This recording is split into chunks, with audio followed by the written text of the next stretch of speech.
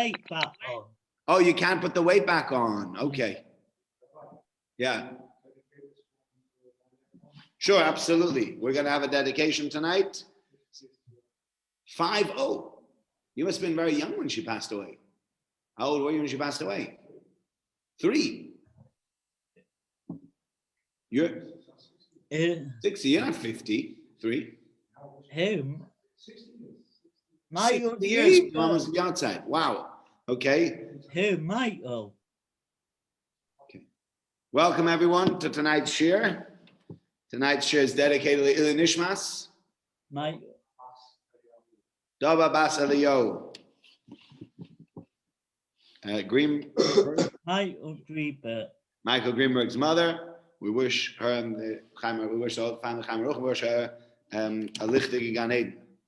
Now, thank you very much for joining us tonight on Zoom, on Torah Anytime, and on Facebook Live. As always, you can get in touch via davideisenberg@gmail.com. Tonight we have some very interesting things. I saw something tonight that was, it's actually, I had a very interesting discussion about this last week or 2 weeks ago in a seminary that I teach, and they were quite confused by this concept. And tonight I'm going to try to share with you the idea that Rav Shimon Schwab gives about this concept, which explains it. And I think it's a very clever way of explaining it. So let me start with the following. Vayikach Korach, we're on page 820 in the Art Scroll Chumashim, 820. Vayikach Korach, Korach took Ben Yitzhak, Ben Kos, Ben Levi, the son of Yitzhak, the son of Kos, the son of Levi, the Dosam Aviram, and Dosam Aviram, Bnei Eliyav, the Ayman Pez, Bnei Reuben, Dosam Aviram, who are the children of Eliyav, who are also part of Reuben's tribe, and On Ben Peles, who's also part of Reuben's tribe. All those people took Vayakum Lefnei Moshe, and they got up in front of Moshe. 250 people together. And the CIA, they were all leaders of the assembly, summoned for meeting men of mention, men of renown, important people. And they got to Moshe and they said, "You've taken too much. You've done too much. Why do you think you're better than everybody else?" That is the introduction to the Parasha. Now, if you look in the Art Scroll translation, it actually says, Korach, son of Yitzhak, son of Kos, son of Levi, separated himself. Yeah, you see that it's actually been translated, but the word vayikach really means to what? It means to take. So how does vayikach mean to separate when it actually means to take? So that's why Rashi says, Rashi says he moved himself to another side. He moved himself away from everybody else. And with that, Elliot's here. And with that, he started a disagreement on the kahuna. That is what Rashi says. But there's this question of Vayikach, what did he took? And Rashi says, Lokach es atzmo, he took himself. What does that mean, to take yourself? How do you take yourself? How do you understand this idea? What does that mean when we say you take yourself? Ooh, I made a mistake here. Let's do this spotlight for everyone. Wasn't on the spotlight before, now on the spotlight. Apologies to those on Facebook Live that we're watching somebody else and don't know. Okay, so what does that mean, Lokach es atzmo, he took himself? So here, the idea that's brought out by Rav Shimon Schwab is a very beautiful idea. And the following idea is a very important idea. The Gemara tells us 2 things. Number 1, Kol ha'goda mechavero, yitzra goda lemena. Anybody who's greater than his friend, his yetzer hara is greater than that as well. What does that mean? That means to say that God created this world. Clive, I'm sure you remember this from Derech Hashem also. God created this world for us to struggle against the Yetzer Hara, against our evil inclination, and for us, in order for us to become greater people, to do God's will and to not negate or not to go against anything that he prohibited. That's what God wants from us. And so therefore he gave us this world. He put us in a world where constantly we are being bombarded with things that are pulling us away from God's will, and we need to make sure that we keep God's will anyway. And that is what we have, the fight inside ourselves. We have the fight between the Yetzer Hara and the Yetzer Tov, the good will and the bad side of ourselves, constantly at the tug of war. Now let's imagine that you become better, right? So you've decided from now on you're going to daven better, or you're going to talk nice about other people, or you're going to learn more, whatever it is. and you start to learn and to do all these things, and you start to improve yourself. And now you've really improved yourself. So you're looking now at a great rabbi. So what the Gemara seems to be saying, if I go to Israel and find a great rabbi, if I go into Broughton Park and I found a great rabbi, and I were to take my Yetzer Hara, my evil inclination, and put it on the scale against his Yetzer Hara, against his evil inclination, it would actually come out that he's got more of an evil inclination than I do. You think to yourself, really? How does that even make sense? Well, but if he's got more under control, then it can't be worse. Then he must say, what's good? If he's got more under control, then if he's got the same Yetzer Hara that I have and he's got it more under control, that means his is even greater than mine. He's got more control. But he must he must be at some kind of point where his Yetzer Hara is also somehow pulling and tugging at him. Because if the Yetzer Hara is not tugging at him, then what's the point of him being around? Then he's not gaining anything. Now, his battles might be a lot more subtle than my battles. So my battle might be in the morning whether to wake up on time and be in shul 5 minutes before davening, 10 minutes before davening, or on time to davening, or 5 minutes late to davening. That's my battle. And every morning when your alarm clock goes off and you have to snooze in, you have to see, are you going to get up or you're not going to get up? You fight a battle. You have certain people that don't fight this battle anymore. They're up at 5 o'clock in the morning to learn no matter what. And they're in shul already 2 hours before davening, got the tefillin on, etc., etc. So their battle is not getting up to daven, and their battle is not being at davening. But their battle might be when they have in mind the deeper ideas and the deeper connotations of the Shema, where they just think regular thoughts during Shema. Their battle is going to be very, very different. But it's not that they don't have a battle, it's just their battle looks different to my battle. But their battle is actually the battle that's being waged against them. Their Yetzer Hara is actually greater than my Yetzer Hara because they are greater people than I am. Automatically, in order to counteract that, there needs to be free choice. And in order to counteract this great individual, you know what? As they say, you go to the gym and everybody needs to work out and needs to grow. So if you've just started at the gym and somebody hands you a dumbbell and he goes, here, take this, it's 10 pounds. You go, you know what I mean? It goes flying down. You can't even lift the thing. Now, 10's not so much, but it could be that you can't lift it because it's too heavy for you because you're just starting out. But you see another guy, he's got big muscles. This is a huge guy. You hand him the 10 pound, he's like, what am I supposed to do with the thing? Weighs nothing. So you hand him, I've seen them, you know, you go to these big gyms, they're like 50-pound dumbbells, huge dumbbells. And I'm like holding them with 2 hands, and I can't even move them. And this kid's like 1, 2, 3, like, you know, he's really lifting at that. And then you have like 75-pound dumbbells, and those is already a little bit more difficult. Oh, he's like screaming away and doing stuff. Why? Because he needs to challenge himself. The 10-pound dumbbell that's a challenge for the guy who's new at the gym is not a challenge for the guy who's lifting.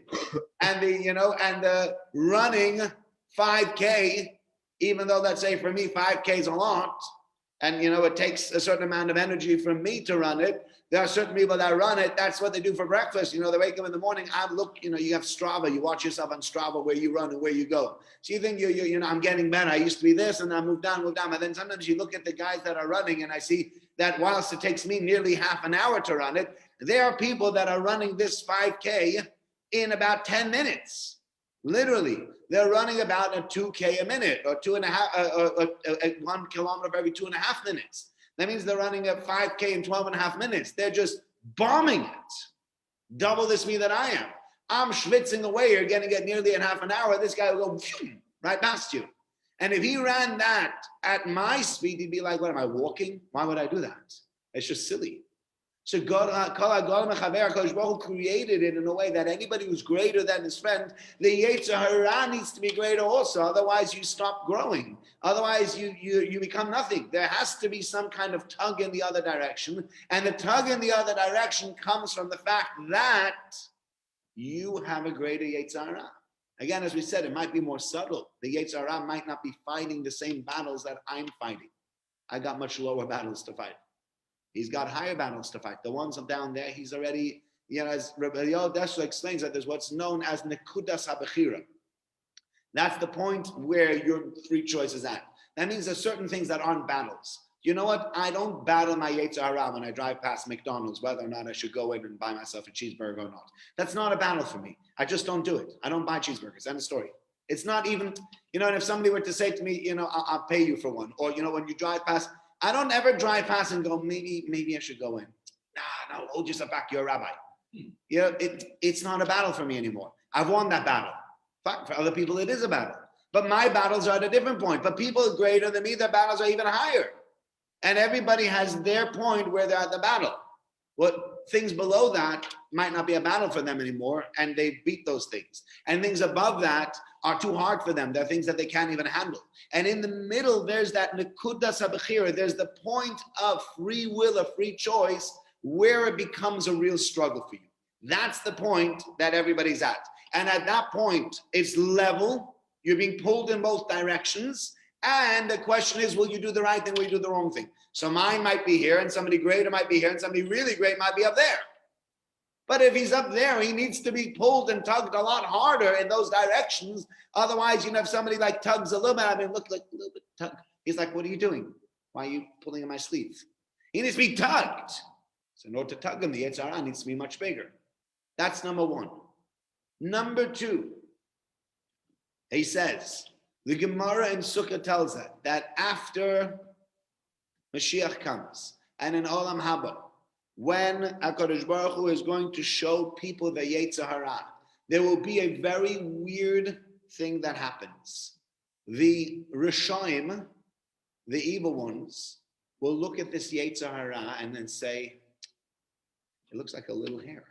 It looks like a little nothing. I could have just ripped it like that.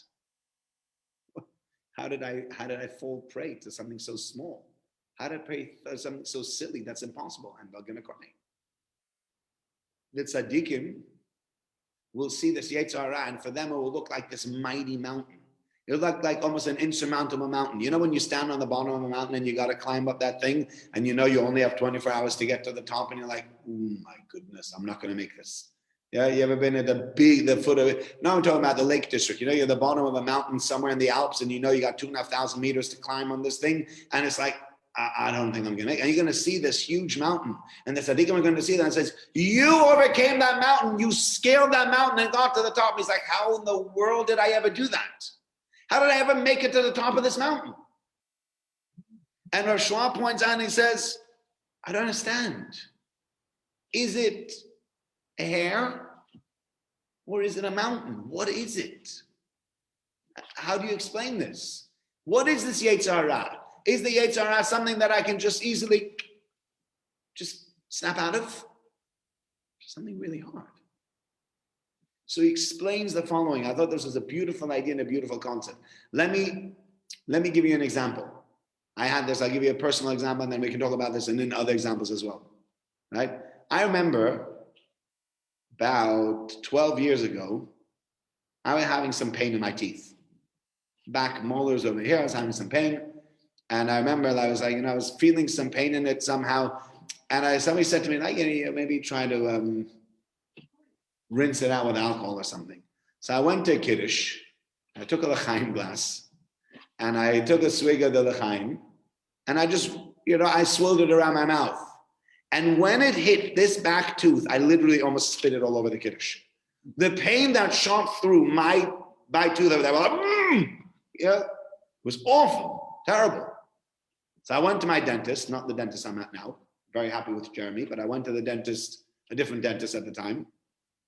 And I said, listen, I got pain in my teeth. It's like, he goes, is it a sharp pain? I said, yeah, at times. He said, let's have a look. So he took out his instruments and he's looking, like they're scratching away and scraping and things. He goes, seems perfectly fine to me. I'm like, what about the pain? He goes, don't worry about it, go away. And I came back 6 months later. I said, I think the pain's still there. Maybe check it out again. He goes, you know what? Let's do an x-ray. Now, he should have done the x-ray 6 months earlier. Of course, you should have done the x-ray 6 months earlier. And then afterwards, and I told my dentist about it, he's like, if I say there's pain over here, of course you do an x-ray. The first thing you do is you do an x-ray to see what's going on. Because anyway, we did an x-ray. I said to him, can I show you what tooth it is? He goes, you don't have to show me what tooth it is. There's a crater there. Forget about the fact that there's a little hole. You don't have a cavity there. That's a crater. Forget about it. That thing might turn into a root canal or something. There's like almost nothing left of that tooth, right? And so what he did was we booked in, and he had to sort of like drill through the tooth, and between the two teeth, a hole that developed, and it had eaten its way in through the tooth in the inside. And so that on the outside, when you went over it with your metal instruments, it seemed absolutely fine. However, really, there was a major issue there.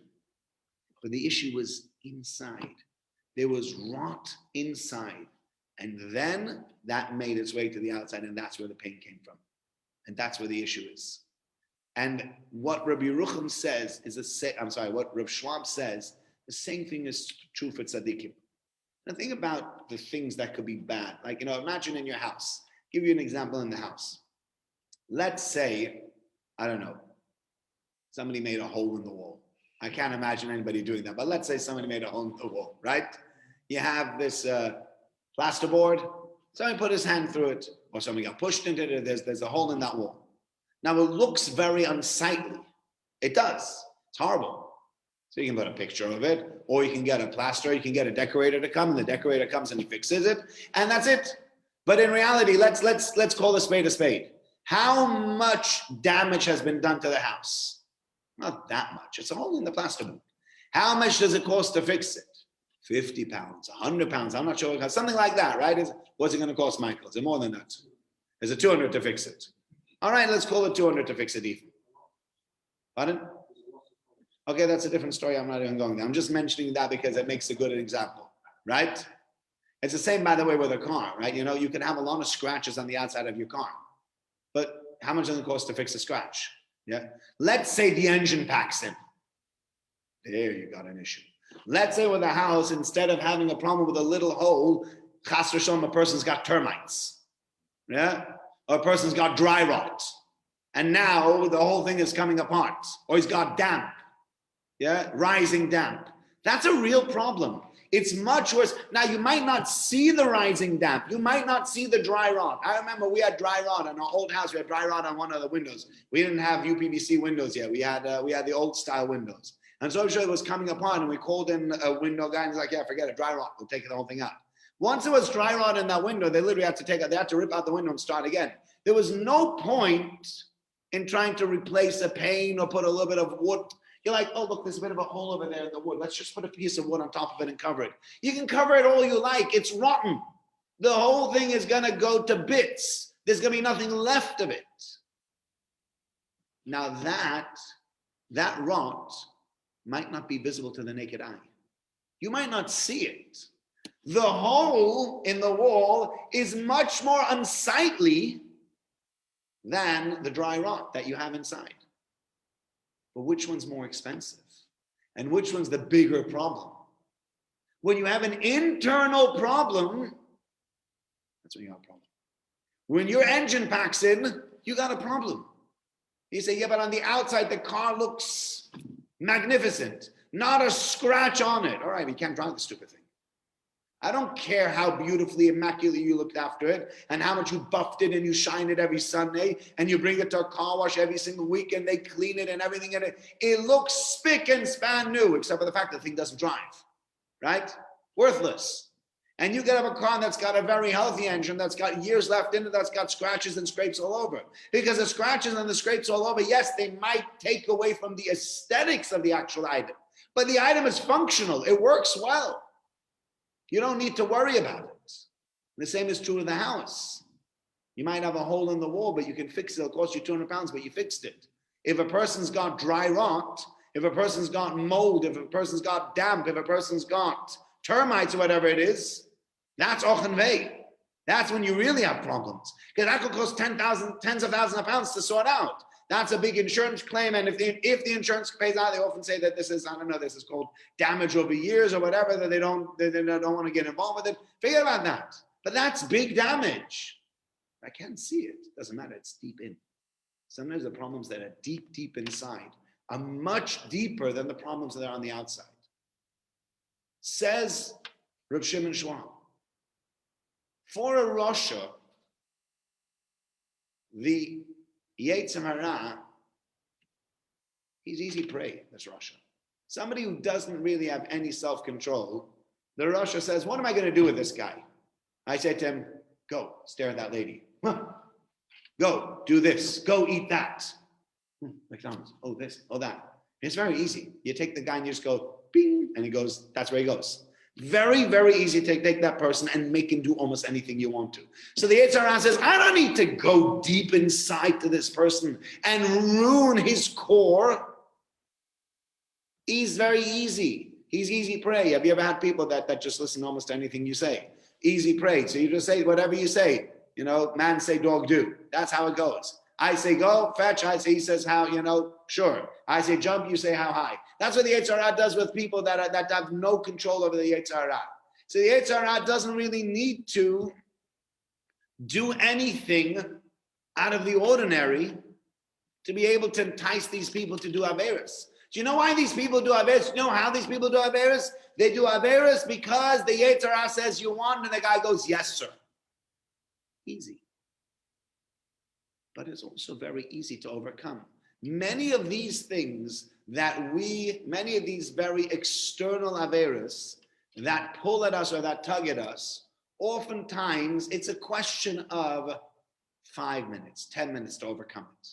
So let's say you have this thing in your head that you're desperate to have a non-kosher sandwich. You're in the airport, you're very hungry, you're desperate to have a sandwich, and you pass by this non-kosher sandwich and you say to yourself, I'm in Indonesia and nobody is seeing me. I'm in Singapore. There's no kosher food around. I'm starving, hungry. God will forgive me. I'll just buy one, right? How long is that going to last? If you were to say to yourself in that place, in that little duty-free shop, you say to yourself, you know what? It doesn't matter. God also exists in Singapore and in Indonesia. I'm not having something that's not kosher, and you walk out of the restaurant. You're done. That's more or less the end of the struggle. The struggle might take 2 minutes, 5 minutes, 10 minutes. But after 2 or 5 or 10 or 20 minutes, you're done with that struggle because the Yetzer Hara tried to entice you. You said, no, thank you. You moved on. And oftentimes with many of the Averis that we have, especially Averis of the physical nature, if you're able to say no and you're able to hold yourself back for 5 to 10 minutes, in general, the desperation wanes. At one point you feel, oh, I'm desperate for that sandwich. I'm desperate. No, I'm not having the sandwich. All right, I'm not desperate for the sandwich anymore. That's the end of the struggle. Whereas an internal struggle is going to be much, much harder.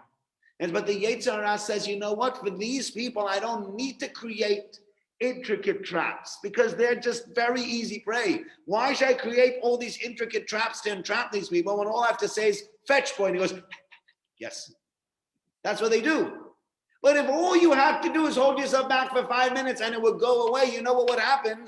And that's why, come Mashiach, they're going to look at this Yetzer Hara and they're going to say, why did I have that sandwich? All it would have taken is 2 to 5 minutes of a bit of perseverance. Don't just give in right away. The Yetzer Hara says, have this, and all I have to say is no. Then I would have been done. Why didn't I just hold myself back?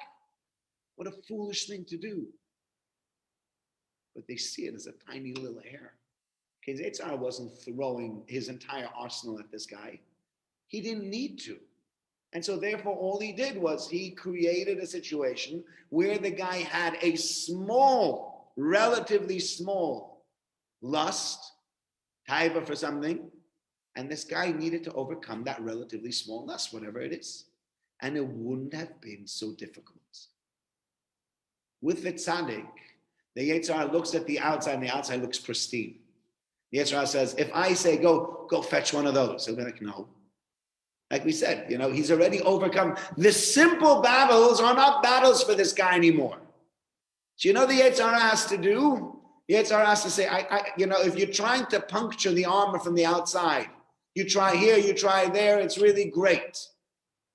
So you need to find that little hole that you could crawl into and go into deep, deep inside and let it rot from the inside out. And when it gets rotten inside, and it rots and it rots and it rots, early on it's not such a big deal, but the more it rots, then the rot makes its way to the outside, and suddenly the whole thing is rotten. Yeah? You ever have have you ever seen, you have a fruit, it looks beautiful, and you bite into it, and it's like, what is that? It's all moldy inside. And you cut it open, what turned out was there was a bug that made its way through the top, into the pip and started eating away. And once it became rotten on the inside then that became more and more rotten until so that when you bite into it, on the outside, you're looking at a beautiful fruit. But you cut open a piece and you're like, where did all this brown stuff come from? Why is it so moldy and rotten? Do you know why? Because the bug made it in through the top, you know where their stem is. Oftentimes bugs climb in through there. There's a little bit of a hole. They climb in through there. They go into the fruit and they make themselves, they have like a party over there. I mean, this bug is living up the life. He's like, wow, look, I'm surrounded by all this delicious fruit. It's sweet, it's delicious, it's amazing. And, he's eating at it and he's ruining the entire fruit. You're looking at this fruit and going, oh, delicious. You bite into it and suddenly the whole thing is rotten. Because the inside became rotten, the core became rotten. And when the core became rotten, it rotted to the outside and then the whole thing became rotten. Right? So that is what's happening with the tzaddikim. The Yetzer Hara says, I can't look for a little chink in the armor outside. I need to go deep, deep, deep in and try to make it rotten from the inside, to pervert his character in a way that slowly but surely that perversion makes its way to the outside and then allows everything. Because from the outside, the simple averos are just not going to work. So what I need to do is I need to try to break down the character from the inside to be able to spread my wings inside him and slowly but surely entice him to do things that he shouldn't do. And that's why the tzaddik sees it and he says, look at this mountain. This thing wanted to come inside me and literally ruin me from the inside. He wanted to take me and he wanted to make mincemeat of me. But not just on the outside. He wanted to take me and make the whole inside of me rotten. He didn't just make a scrape on the outside. He wanted to ruin the engine. And he worked so hard on it. And I overcame anyway. It wasn't like a 5-10 minute thing. He was working constantly on my inside. He was working constantly on my midas, on who I was, trying to take that apart. And I still overcame that. Can't believe that. And that's why the Yetzer Hara of the great person is much greater than the Yetzer Hara of the simple person. Because the simple person's Yetzer Hara doesn't need to work hard to get him to do anything. I say jump and you say hi. I say go eat and he eats the thing that's not kosher. And even though it wouldn't have taken much perseverance to overcome that, but the guy's not willing to put in the work. Whereas, for a big person, Yetzer Hara is working very, very hard. Vayikach Korach, says Rav Schwab. Korach took lokach es atzmo, he took himself. He said once he found himself, explains Rav Schwab, once he found this inside himself that he was, then suddenly the Yetzer Hara had won over there. If you think about it, when Moshe Rabbeinu, he says this in Rav Schwab, it was very interesting. When Moshe Rabbeinu called out to everyone, Mil Hashem Elai, who is for God, come to me. All the Bnei Levi came and they killed out all the people that were serving the golden calf. Korach was there. Korach was one of the people that stood at the front and said, I'm going to take a sword and anybody who is serving idols, I'm going to kill them. The Bnei Levi went and killed their brothers and their sisters and the siblings, whoever it was, anybody who was serving idolatry, they stood up for that. Korach was a Levi, he carried the Aron Kodesh. Korach was a very holy man. So there's no way for the Yetzer Hara just to make a little chink on the outside in the corner. He had to make his way in and create this atzmo. He had to create this new vision of Korach of himself. Where Korach gets a vision of himself and he goes, I'm being left out? Me? How dare they? But that comes only from a very rotten inside. That's not an avera like, oh, you know what? I'm hungry, I fancy having something, I'll just buy a chocolate that's not kosher. It's a much deeper avera because there's a deeper rot going on over there. That Korach suddenly finds himself where he didn't have this before. Otherwise, he wouldn't be holding the Aron Kodesh. Otherwise, he wouldn't be important enough that he would have had such a job. Otherwise, he wouldn't stand up for God and kill people that serve idols. And suddenly, Korach lokach es atzmo, he finds himself, and he finds himself as a different human being, and he says, what's Moshe Rabbeinu doing to me? How can Moshe Rabbeinu treat me like that? What about me? That's the problem. The Yetzer Hara created a me inside him that didn't exist before. That's lokach es atzmo. That's this vayikach Korach.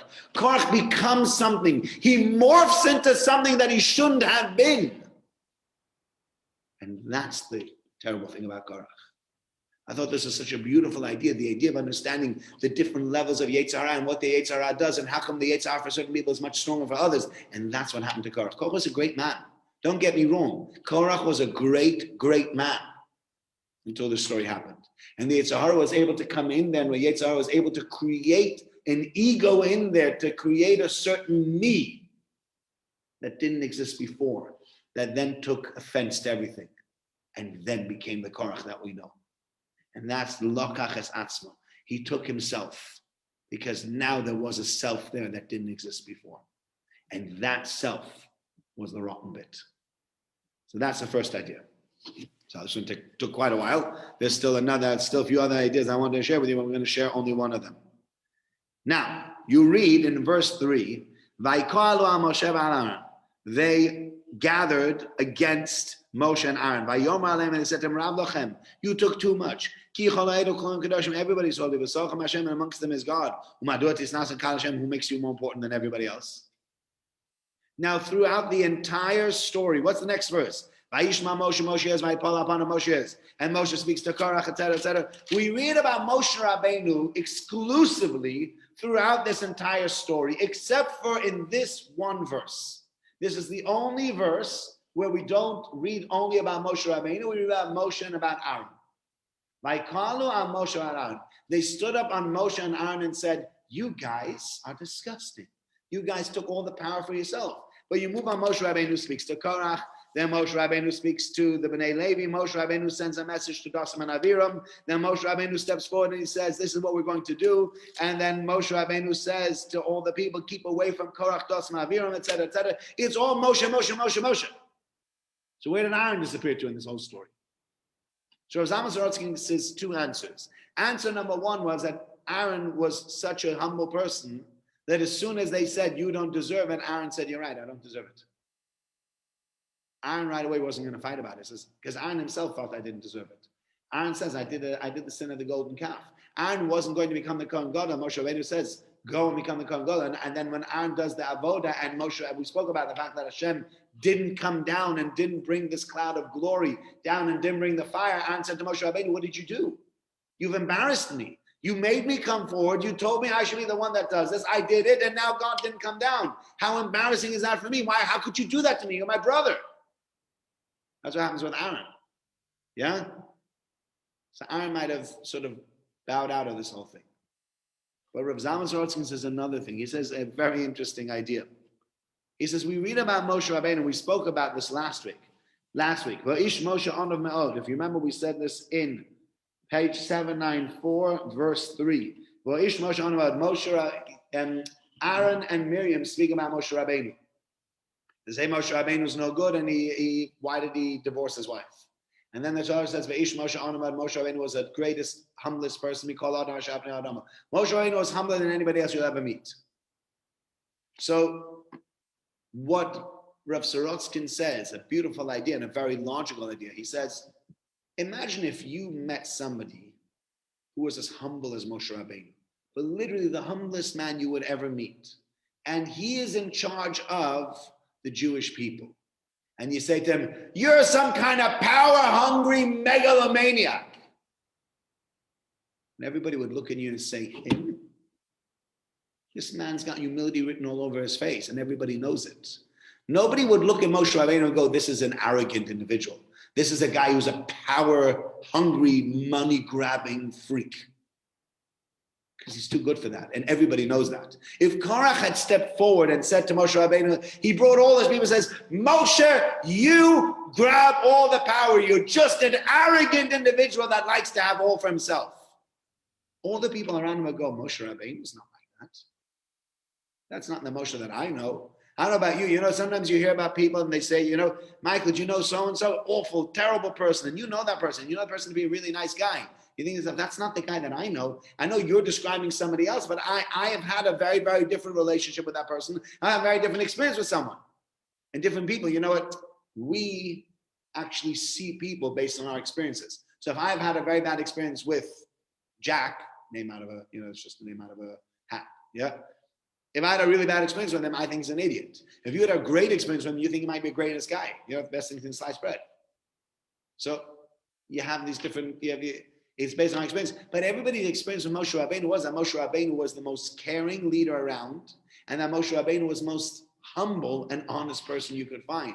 And therefore, if Korach steps forward to Moshe Rabbeinu and says, "You are an arrogant so-and-so," everybody else would say, "That doesn't ring true with me. I don't think that's right. I don't think Moshe Rabbeinu was arrogant." But if you take Moshe and Aaron together, you say, "But look at him. Aaron didn't have the same humility that Moshe Rabbeinu had." And now you put the two of them together and it says, "Ha! The two of you are just power-grabbing guys." And now I'm looking at a duel and I'm like, well, maybe they are. But that's why Korach waited for Moshe and Aaron to be together.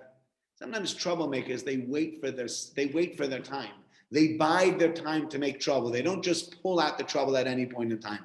They wait to see when there's trouble and they make more trouble. And so Moshe Rabbeinu is with Aaron and they go, "Oh, the two of you again. It's the two brothers who took all the power, huh? Megalomaniacs. Power hungry, are we?" But we have to wait for Moshe and Aaron. Aaron bows out right away. He says, "I got nothing to do with this." And Moshe Rabbeinu says, "I'm going to have to fight this one."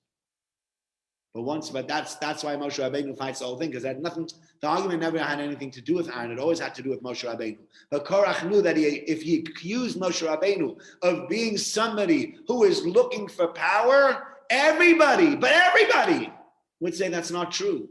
That's just not Moshe Rabbeinu's nature. And we all know it's not Moshe Rabbeinu's nature. You can't convince us. You can't build the wall over our eyes when we all know that Moshe Rabbeinu is the nicest guy around. He's the humblest person around. That's not who he is. If I take Moshe and Aaron together, then maybe I can sell you that lie. And therefore, Korach waits for Moshe and Aaron to be together. Because if I want to sell a lie, I have to wait and I have to bide my time until the time is right. And then I can bite. And then I can sell the lie. So that's the shir for tonight. Thank you very much again for joining us. Thank you for those who joined us on Facebook Live, for those who joined us on Zoom, and for those on Torah Anytime. Again, as we said, davideisenberg@gmail.com. And we wish Michael Chaim Meruchim as well on the yard site, and Mitzvah Shem, many more years of being able to do things the Ila Nishmas, your mother. Yeah, Rabbi.